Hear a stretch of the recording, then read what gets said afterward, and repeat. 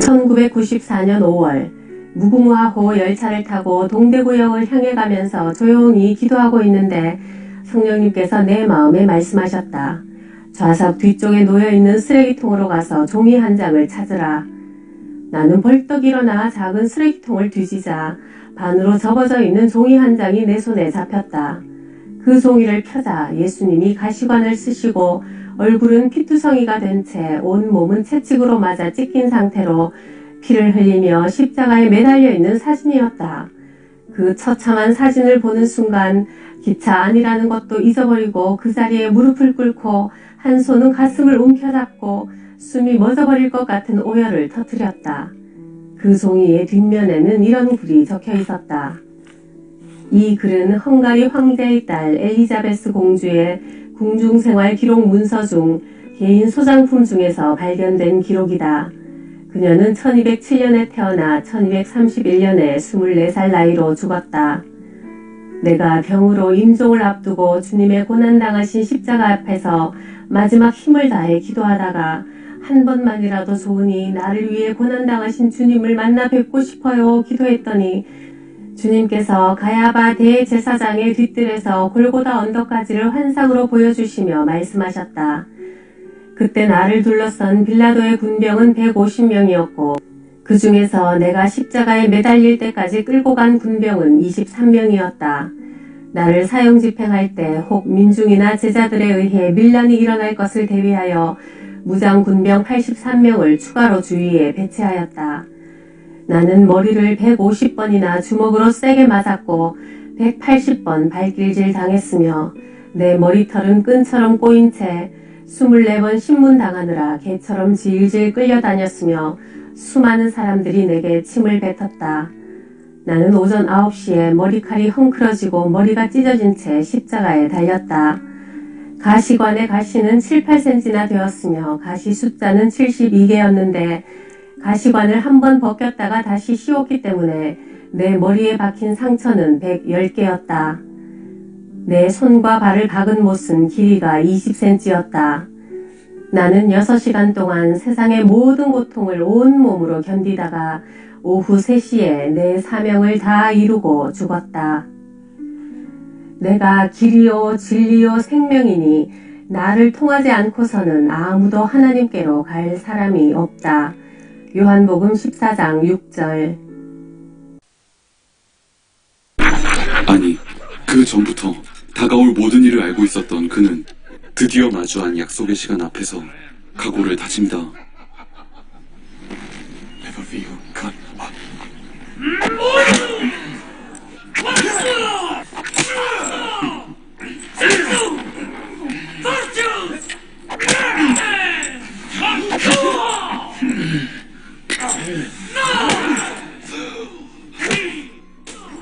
터져나가는 살갗, 흘러나오는 피, 다리가 무너져 무릎이 꺾인 그의 눈에 무리 속 자신을 바라보는 어머니 마리아의 모습이 들어옵니다.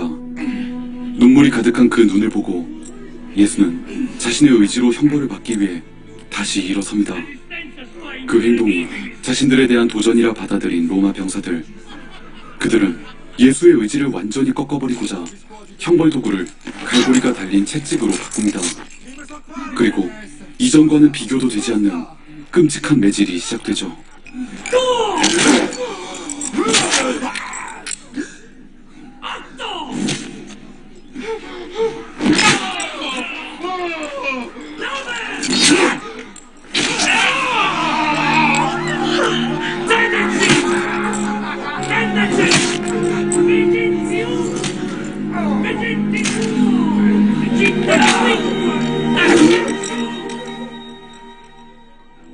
한참 동안이나 이어진 잔혹한 채찍질. 빌라도의 부관이 도착했으면 완전히 만신창이가 되어 있었습니다. Mandatum erat un carmine punire, non è un castigare usque ad mortem. Peter!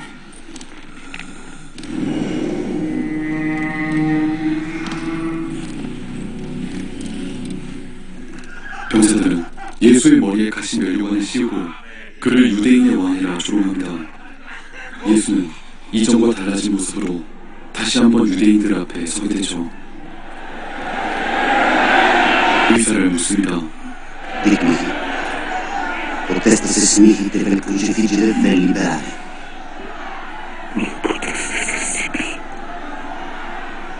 Mi figlio te supplico. Ti tuoi coneggi. Soltanto masca.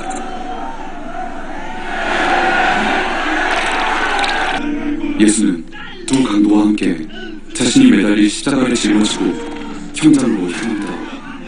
그가 한 걸음 내디딜 때마다 주변에서 들려오는 환멸과 비난의 목소리, 이미 서 있는 것도 힘겨울 그 몸이 쓰러질 때마다 용서 없이 가해지는 매질, 그 폭력의 폭풍 한가운데서 예수는 무거운 발걸음을 계속합니다. 마리아는 아들의 뒤를 따라 그의 행보를 눈물로 지켜보는데요. 행여 넘어지기라도 하면 자신이 다친 듯 아파하며 소중히 키워낸 아들, 그 몸이 쓰러져 고난 속에 있을 때 그녀는 여태 그래왔던 것처럼 마지막으로 한 번 더 아들의 곁으로 달려갑니다.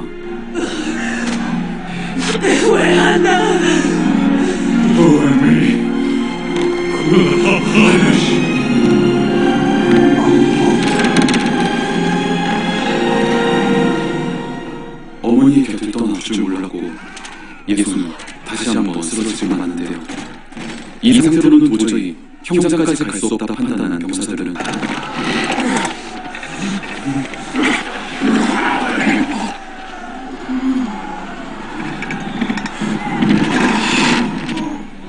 시몬에게 십자가를 나눠지게 한 뒤에도 병사들의 폭력은 멈추지 않았습니다.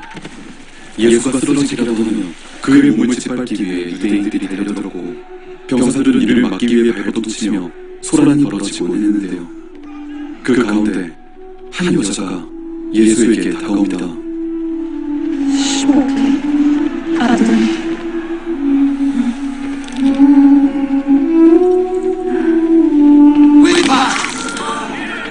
여자가 건네는 마지막 불안자는 예수에게 닿지 못했습니다. 그리고 안나다를까 유대인들은 그들을 틈타 또다시 폭력을 가해오는데요. 그 찬상을 보다 못한 시몬은 예수를 지키기 위해 뛰쳐나옵니다.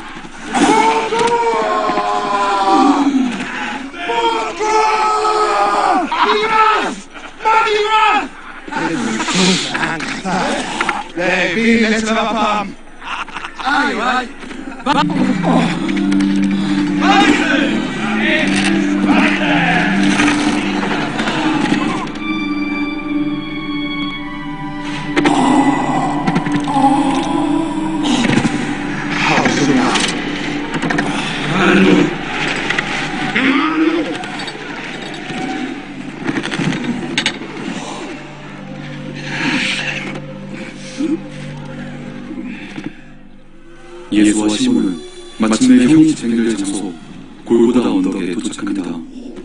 고난의 여정을 함께했던 시몬은 겨우 십자가를 내려놓고 예수와 마주하는데요.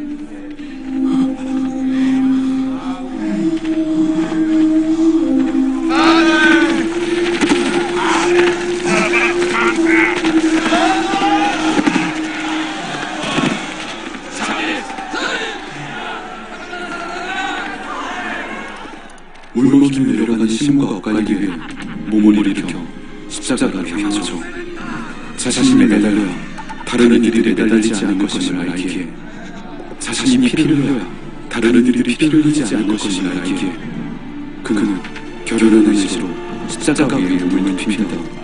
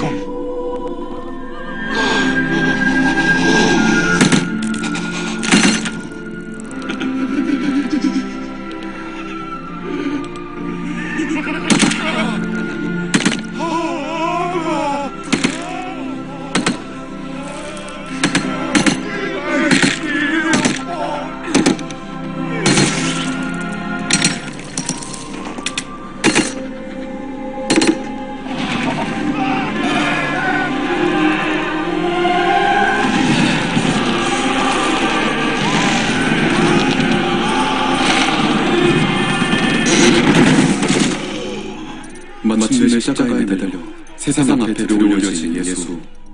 그 모습을 본 제자는 이것이 오래전부터 그들에게 약속하신 바로 그 언약임을 깨닫습니다.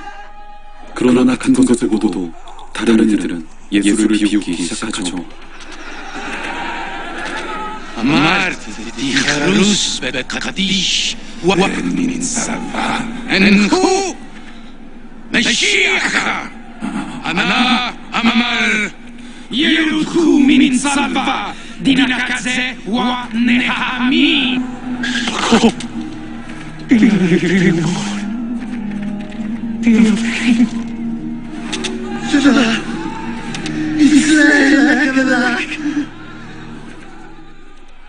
예수의 한편 십자가에 매달린 강도. 그는 예수에게 자신의 죄를 고백합니다.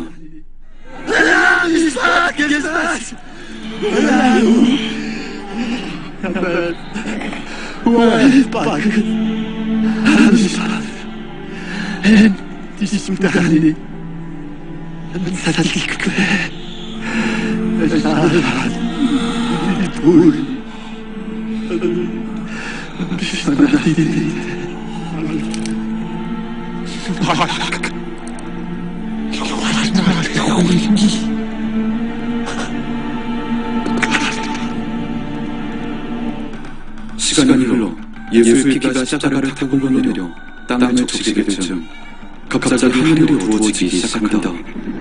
예수의 죽음을 구경하던 이들은 나빠진 날씨 때문에 하나둘 언덕을 내려가고 그 제자 마리아는 사람들 사이를 빠져나와 아들을 만날 수 있었죠.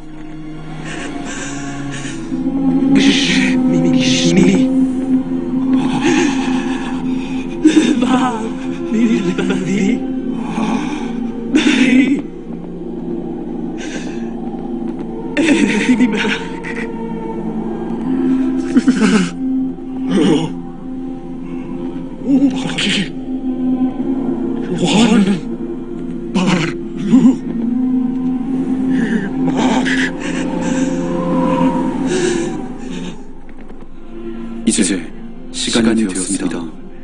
예수는 하늘을 올려다보며 마지막 소리로 소리치기 시작합니다.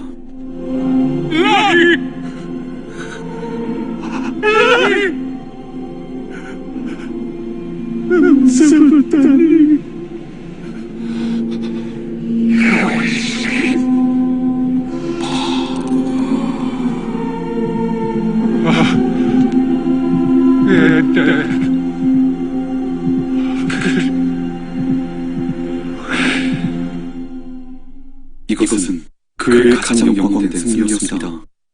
예수는 마지막까지 포기하거나 도망치는 일 한없이 그 자신의 의지로 모든 형벌을 받아냈습니다. 이것들이 전부 자신에게 쏟아져야만 했음을 알기에 고통 속에서 주어진 그 극장을 마지막 한 방까지 마셔낸 예수. 그렇게 예수의 영혼은 육체를 떠나가죠.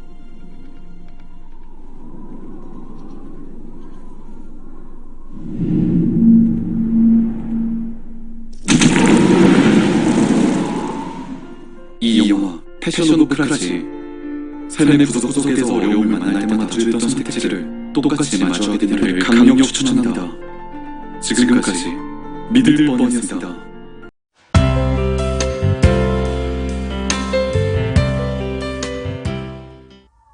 안녕하세요. 책 읽어주는 에젤 강미경입니다. 김해 외동제일교회 정상의 전도사님이 만난 하나님을 만나보시면 지옥 같은 삶에도 천국의 기쁨이 넘치실 겁니다. 제가 목감기로 오늘 목소리가 좀 색다른데요. 바다 같은 마음으로 즐겨주세요. 1980년대 나는 부산 구포시장에서 양품점 옷장사를 하고 남편은 구두 만드는 기술자라 옆에서 양화점을 했다. 그러나 도무지 장사가 되지 않아 집세도 주지 못하고 빚만 자꾸 늘어갔다. 장사가 잘 되게 해달라고 보름마다 고사를 지내도 소용이 없어 절망하던 차에 옆집 피아노 학원 박효심 권사님의 전도로 교회 다니기 시작했다. 광명교회 이상복 목사님과 최정숙 사모님이 자주 신방을 오셔서 기도해 주시며 힘과 용기를 주셨다. 하나님은 결코 이 가정을 버리지 않으실 겁니다. 하나님께서 지금 무엇인가 이 가정을 위해 작업하고 계시는 중이니 기도하며 믿음만 굳게 지키세요. 물질의 궁핍 가운데서 기도하는 내게 어느 날 성령님께서 강하게 말씀하셨다. 먹을 것을 다 먹고 무엇을 구하느냐? 10일 금식 기도를 드려라. 내가 기뻐하는 금식은 흉악의 결박을 풀어주며 멍에의 줄을 끌어주며 압제당하는 자를 자유케 하며 모든 멍에를 꺾는 것이 아니겠느냐. 이사야 58장 60절. 나는 그때 교회 나간 지 얼마 되지 않은 때라 성경에 이런 말씀이 있는지도 몰랐다. 처음 해보는 열흘 금식은 참으로 힘들었다. 4일이 지나자 속에서는 불이 난 것처럼 열이 났다. 한겨울 동네 금식기도원 산속에서 찬물로 목욕을 하고 머리를 감아도 식지 않았다. 너무 힘들어 포기하려 하면 성령님은 또 말씀하셨다. 사람이 떡으로만 사는 것이 아니라 하나님의 입에서 나오는 말씀으로 산다. 마태복음 4장 4절. 그 말씀으로 다시 힘이 생겨 끝까지 할 수 있었다. 금식을 마치고 난 후 최정숙 사모님이 나를 데리러 오셔서 새벽 기도를 마치고 하산하는데 한겨울 새벽 6시 그 산속에 차가 있을 리가 없다. 그런데 기도원 마당을 막 벗어나자 택시 한 대가 우리 앞에 서더니 타세요 했다. 차에 올라앉으니 기사가 말했다. 참 이상하네요. 택시 기사를 한 지 20년이 다 되어 가는데 오늘 같은 날은 한 번도 없었습니다.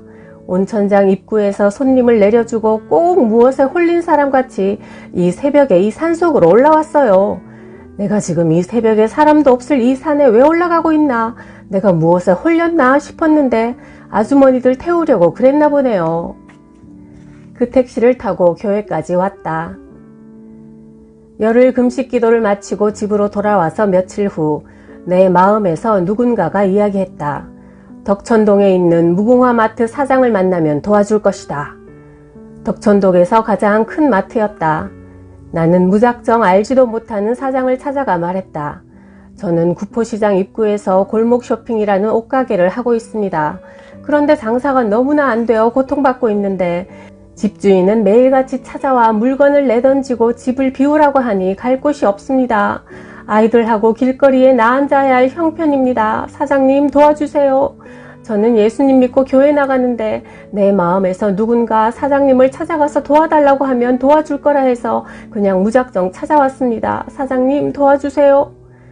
내 말을 듣고 있던 사장은 한참 나를 물끄러미 쳐다보더니 웃으며 말했다. 아주머니, 저는 불교 신자입니다. 내가 70평생 살았는데 아직까지 한 사람도 아주머니처럼 나를 찾아와 도와달라고 한 사람이 없었습니다. 아주머니 그 용기라면 제가 도와드리겠습니다. 마침 우리 건물 3층에 집이 한 채 비어있으니 그냥 들어와 사세요. 남편분은 우선 마트에 와서 물건 나르는 일을 하다가 3개월 후에 정식 직원으로 채용하도록 하고 아주머니는 도자기 파는 코너에서 일하게 해드리겠습니다. 우리 마트는 한 달에 한 번만 쉽니다. 제 밑에 직원이 50명이 넘는데 그중에 교회 다니는 분들도 있어요. 그래서 아주머니만 일요일마다 교회 보내줄 수는 없으니까 교회 안 가도 괜찮다면 내일이라도 이사하세요. 나는 그것이 하나님의 인도하심인 줄 알고 남편한테 이야기하니 남편도 이제 우리 살았다고 기뻐하고 있는데 우리 가게 앞에서 피아노 학원을 하시는 박효신 권사님이 마침 우리 집을 찾아오셨다. 그분이 나를 교회로 전도한 분이다. 남편을 보고 말했다. 공선생, 내가 서울에 있는 아는 교회에 부탁했는데 그곳에 사찰로 가시면 좋겠어. 내가 대답했다. 권사님, 걱정하지 않으셔도 됩니다. 저희들 갈 곳이 생겼어요. 덕천동에 있는 무궁화 마트 사장님이 살 집도 그냥 주시고 우리 부부 일할 곳도 주신다고 내일이라도 이사하라고 하셨어요. 이제 걱정하지 마세요. 라고 자초지종을 말씀드리니 권사님은 정색을 하시며 탄식하셨다. 아이고, 이 일을 웃자노. 마귀가 아직 믿음이 어린 우리 공선생 정선생을 물질로 유혹을 했구만. 이 일을 웃자면 좋노. 나는 권사님의 그 말을 듣는 순간 가슴이 철렁 무너져 내리는 것 같아 교회로 달려가 강대상 앞에 무릎을 꿇고 엎드려 울었다. 권사님의 말씀이 내게는 성령님의 책망하는 소리로 들린 것이다. 하나님께서 주신 축복인 줄 알고 기뻐했는데 그것이 마귀의 유혹이었다니. 아버지 용서해 주세요. 잘못했습니다. 마트로 가지 않겠습니다. 내가 아버지를 향해 가는 길이 멀고 험한 고통의 길이라 할지라도 나는 아버지를 향해 가겠습니다. 이제 저희 가정은 어떻게 해야 합니까? 주위에서는 우리 보고 예수 믿고 완전히 망했다고들 합니다. 아버지 도와주세요. 길을 열어주세요. 그렇게 울며 기도하고 집으로 돌아와서 남편에게 교회를 갈 수 없다면 아무리 좋은 조건이라도 마트에 가지 않겠다고 하고 그날 밤부터 다시 금식 기도를 시작했다. 작정 기도를 시작한 지 며칠 후 아들 광덕이가 아침에 꿈 이야기를 했다. 엄마, 꿈에 우리가 새로 이사갈 집을 보았는데 그 집에 분홍색 새장이 있고 새장 안에 인꽃새 2마리가 들어있었어요. 그날 나는 가게에 앉아 성경을 보고 있는데 말씀 위에 숫자가 보였다. 332-3200. 눈을 한번 감았다가 다시 떠도 여전히 숫자가 보였다. 성령님께서 그곳에 전화를 해라 하시는 소리를 듣는 순간 튕기듯 일어나 전화를 했다. 저 죄송합니다만 거기가 어딥니까? 아니, 예, 여기 가게 내놓았습니다. 라는 대답이 들려왔다. 거기 위치가 어디예요? 예, 여기 구포역 가는 쪽 철길 건널목 지나서 명보사라는 근방입니다. 그곳을 찾아가서 가게 문을 열고 들어서는데 새소리가 나서 보니 광득이가 꿈 이야기했던 그대로 분홍색 새장에 인꽃새 2마리가 들어있었다. 여기가 우리가 살 집이구나 확신이 왔다. 남편도 와서 보고는 너무 좋다며 바로 그 자리에서 계약을 해버렸다. 1990년 4월 이사하여 루디아 양화점을 열었다. 내가 다니던 광명교회는 작은 개척교회라 커튼도 얼룩덜룩 낡았다. 어느 날 교회 청소를 하면서 말했다. 하나님 아버지는 부자이신데 아버지 집이 왜 이렇게 초라해요? 부귀와 존귀가 하나님께 속했다고 하셨는데 아버지 집의 커튼이 너무나 초라합니다. 그러자 성령님이 내 마음 깊은 곳에서 말씀하셨다. 네가 그 커튼을 새로 해라. 아버지, 저 돈 없는 것 아시잖아요. 그래도 아버지 말씀에 순종하겠습니다. 도와주세요. 하고는 에덴 커튼으로 달려갔다. 커튼집 사장도 집사님이라 교회 커튼을 하고 싶은데 돈이 하나도 없다고 했더니 할부로 해주시겠다며 28만 원이라 했다. 예쁜 커튼으로 맞춰놓고 기분 좋게 집으로 돌아오는데 내가 평소에 다니던 길로 가지 않고 엉뚱한 길로 구포시장 안쪽에 음식 파는 골목으로 가고 있었다. 집으로 가야 하는데 내가 왜 이리로 왔지 생각하는 순간 점심시간이라 사람들이 긴 나무 의자에 앉아 음식을 먹고 있는 사거리 한복판에 사람들이 눈을 뜨고 보고 있는 그곳에 금덩어리가 번쩍이는 게 아닌가. 사람들이 웃고 이야기하며 거기를 바라보고 있는데도 아무도 그 금덩어리를 주우려고 하지 않았다. 나는 너무나 자연스럽게 금덩이가 놓여있는 곳에 가서 큰 소리로 하나님 감사합니다. 제게 돈이 없는 줄 아시고 금덩어리를 주시니 감사합니다. 하는데도 사람들은 아무도 나를 쳐다보지 않았다. 하나님이 그들의 눈을 가려놓으신 모양이었다. 주워서 보니 그것은 금목걸이였다. 그것을 손에 들고 하나님 목걸이 주인에게는 더 좋은 것으로 아버지가 채워주세요 기도하고는 금은방으로 가져가자 커튼 값에서 모자라지도 남지도 않는 정확한 28만 원을 주셨다. 주일 아침 조금 남은 쌀을 가지고 아침을 지어 남편과 아이들만 차려주고 나는 금식에 들어갔다. 저녁 예배를 드리고 난 후 뒷정리까지 하고 나오려는데 목사님이 흰 봉투를 손에 쥐어주시며 요즘 힘들지요 하셨다. 목사님 감사합니다. 인사를 하고 나오는데 오늘 들었던 설교 말씀이 나를 사로잡았다. 다윗이 전쟁터에 있으면서 베들레헴 성문 곁 우물물을 먹고 싶어 할 때 병사 3사람이 목숨을 아끼지 않고 길러온 물을 다윗이 차마 자신이 먹지 못하고 하나님께 부어드린 말씀이 내 마음을 뜨겁게 했다. 나는 봉투를 성경책에 끼웠다. 아버지 맞습니다. 목사님께서 주신 이 귀한 것을 제가 먹을 수 없습니다. 강단 꽃꽂이 헌금으로 드리겠습니다. 향기로운 제물로 받으소서. 집을 향해 오는데 마음이 날아갈 듯 기뻤다. 월요일 새벽기도 시간 꽃꽂이 감사헌금으로 드리고 집으로 오는데 가게 앞에 웬 남자들 3명이 서 있었다. 지금 당장 구두를 사야 한다며 기다리고 있었단다. 그날 하루 종일 하나님께서 얼마나 많은 손님을 보내시던지 정신이 없었다. 그날 이후 하나님은 우리 집에 양식이 남아돌게 하셨다. 그렇게 조금씩 살아계신 하나님을 체험한 나는 수시로 금식 기도를 하며 하나님과 깊은 교제를 나누었고 놀라운 영적 체험들도 많이 하게 되었다. 금식 기도 20일이 지나자 내 영혼이 육체에서 빠져나왔다. 마치 고무풍선에서 바람이 빠지는 것 같은 느낌이었다. 내 영혼은 빈 그릇 같은 내 육체를 뒤로하고 공중을 날아 빛처럼 빠른 속도로 영의 세계에 도착했다. 영의 세계에서는 말을 하지 않아도 서로 눈을 마주치며 소통했다. 서로 무엇을 원하는지 눈을 보면 알았다. 내가 다른 곳에 가고 싶다고 생각하면 그 순간 벌써 그곳에 가 있었다. 육체를 벗어버린 영혼은 한없이 자유로웠다. 그러다 다시 영혼이 육체로 들어올 때는 풍선에 바람을 불어넣을 때 팽창된 느낌처럼 들어와 하나가 되었다.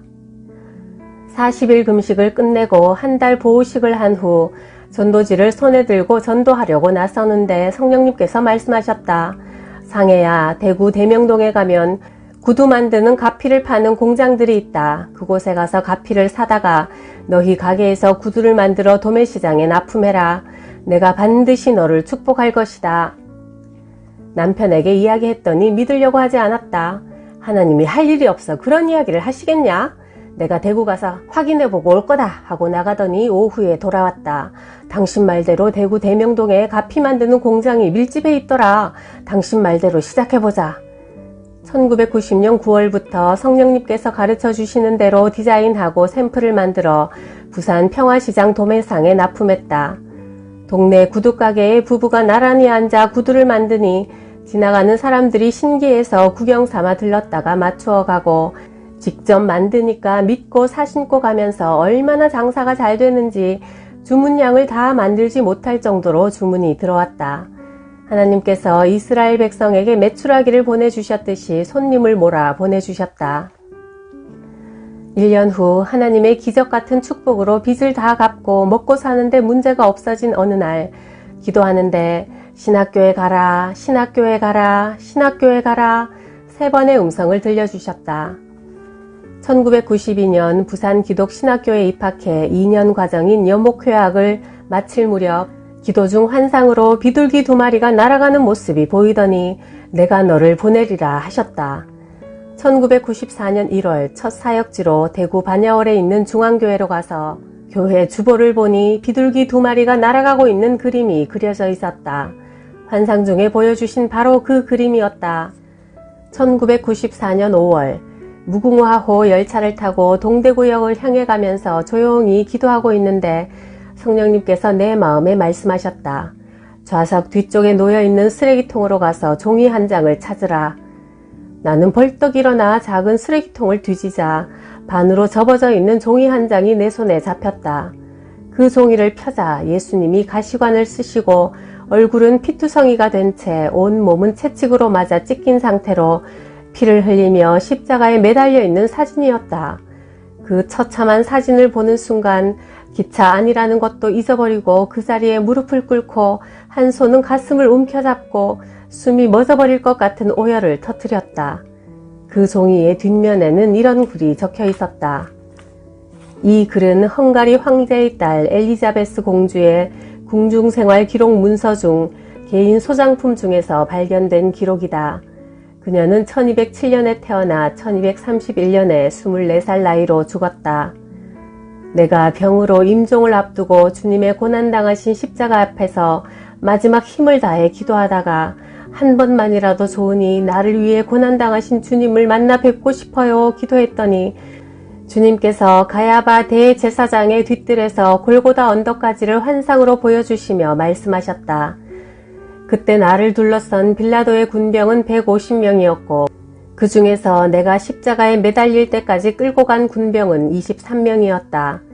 나를 사형 집행할 때 혹 민중이나 제자들에 의해 밀란이 일어날 것을 대비하여 무장 군병 83명을 추가로 주위에 배치하였다. 나는 머리를 150번이나 주먹으로 세게 맞았고 180번 발길질 당했으며 내 머리털은 끈처럼 꼬인 채 24번 신문 당하느라 개처럼 질질 끌려다녔으며 수많은 사람들이 내게 침을 뱉었다. 나는 오전 9시에 머리칼이 헝클어지고 머리가 찢어진 채 십자가에 달렸다. 가시관의 가시는 7, 8cm나 되었으며 가시 숫자는 72개였는데 가시관을 한번 벗겼다가 다시 씌웠기 때문에 내 머리에 박힌 상처는 110개였다. 내 손과 발을 박은 못은 길이가 20cm였다. 나는 6시간 동안 세상의 모든 고통을 온몸으로 견디다가 오후 3시에 내 사명을 다 이루고 죽었다. 내가 길이요 진리요 생명이니 나를 통하지 않고서는 아무도 하나님께로 갈 사람이 없다. 요한복음 14장 6절. 1년 후 외동 제1교회로 옮겨 수요예배전에 기도하는데 성령님께서 노방전도를 하라고 하셨다. 그래서 수요일 오후 5시부터 6시까지 노영자 집사님과 시장 입구에서 노방전도를 시작했다. 시장 보러 나오는 주부들에게 전도지를 나누어 주었다. 그러던 어느 수요일 전도하다가 전도지가 똑 떨어져 버렸다. 아버지, 사람들은 한참 많은 시간인데 전도지는 없고 어떻게 할까요? 라고 기도했더니 입술을 넓게 벌려라. 말씀을 외쳐라. 복음을 전파하라. 천둥 같은 음성과 함께 내게서 마이크 소리보다 더 큰 외침이 터져나왔다. 주 예수를 믿으라. 그리하면 너와 네 집이 구원을 얻으리라. 술 취하지 말라. 방탕하지 말라. 곤고한 날이 이르기 전에 창조주 하나님을 기억하라. 하나님이 세상을 이처럼 사랑하사 독생자를 주셨으니 이는 저를 믿는 자마다 멸망치 않고 영생을 얻게 하려 하심이라. 예수님께서 나는 길이요 진리요 생명이니 나를 통하지 않고는 아버지께로 올 수가 없다고 하셨습니다. 예수님은 우리 죄를 대신 지고 십자가에서 물과 피를 쏟으며 죽기까지 우리를 사랑하셨습니다. 사망 권세를 이기시고 죽음에서 부활하신 예수님을 구원자로 믿으세요. 그 예수님은 다시 우리 앞에 심판주로 오십니다. 하나님께서는 예수님을 주인으로 모신 자만이 죄를 용서받고 천국에 가도록 법을 만들어 놓으셨습니다. 예수님을 믿지 않으면 멸망받을 수밖에 없습니다. 지옥입니다. 시장통 그 수많은 사람들이 있는 곳으로 걸어가며 외치는데도 두렵지도 부끄럽지도 않았다. 술을 마시던 아저씨들은 술 취하지 말라, 방탕하지 말라는 말씀에 술병을 치우고 술집 주인은 나는 교회는 안 나가지만 사람의 힘이 아니네요. 물 한 컵 마시고 하이소 하며 내게 물을 건넸다. 그렇게 성령님의 역사로 시작된 노방전도는 오랫동안 지속되었고 교회는 부흥되었다. 채소 팔던 아주머니가 우리가 전도를 시작하면 경찰에 신고하고 경찰들이 와서 전도를 못하도록 저지하는 일이 여러 번 있었다. 그러던 어느 수요일 막 전도를 시작하는데 또 그 아주머니가 전화 수화기를 드는 순간 성령님께서 내 입을 통해 그를 책망하셨다. 하나님의 일을 회방하는 자는 망할 것이다. 아주머니는 그 소리에 수화기를 떨어뜨리며 그 자리에 쓰러졌고 그 후 채소 파는 아주머니는 그 시장에서 더 이상 보이지 않았다. 그 일이 있은 후 아무도 우리의 노방전도를 방해하지 않았다. 그러던 가운데 IMF가 왔고 함께 전도 다니던 노영자 집사님의 남편이 직장을 그만두게 되었다. 우리는 열흘 작정 기도를 시작했다. 하나님 아버지, 복음 전하는 일에 힘을 쓴 여종에게 복을 주옵소서. 얼마 후 연신 기쁜 소식이 들려왔다. 전도사님, 하나님께서 우리 현경이 아빠한테 승용차를 거저주셨어요. 전도사님, 하나님께서 우리 현경이 아빠한테 공장을 통째로 주셨어요. 하나님께서 우리 가정에 아파트를 공짜로 주셨어요. 교회 옆 덕산 아파트에 입주가 시작되었다. 사모님과 나는 오전 11시 아파트에 전도하러 가면 점심도 먹지 않고 오후 5시까지 전도했다. 15층까지 올라가서 한 집 한 집 문을 두드리며 전도하고 1층으로 내려오면 다리가 얼마나 아픈지 밤에 잠자리에 누우면 몽둥이로 맞은 것처럼 욱신거리고 아파 눈물도 많이 흘렸다. 특히 추운 날 전도하면서 무스탕 잠바를 입고 있는 사람을 보면 참 따뜻하겠다, 부러웠다. 어느 날 자려고 누웠는데 무스탕 잠바가 눈앞에서 왔다 갔다 하길래 철없는 아이처럼 하나님께 떼를 썼다. 아버지, 나도 무스탕 너무 입고 싶어요. 카바레에 춤추러 가는 사람들도 입고 다니는데 나는 전도하러 다니면서 떨고 다니잖아요. 사모님하고 나하고 함께 무스탕 사주세요. 이틀 뒤 퇴근하려고 하는데 목사님이 말했다. 우리 무스탕 사러 갑시다. 신학교 강의 갔다 오는 길목에 무스탕 파는 곳이 새로 생겼던데 세일을 하더라고요. 할 일 없어 춤추러 다니는 사람들도 다 입고 다니는데 전도하러 다니면서 추위에 떨면 되겠습니까? 내가 하나님께 했던 말을 똑같이 하시는 게 아닌가.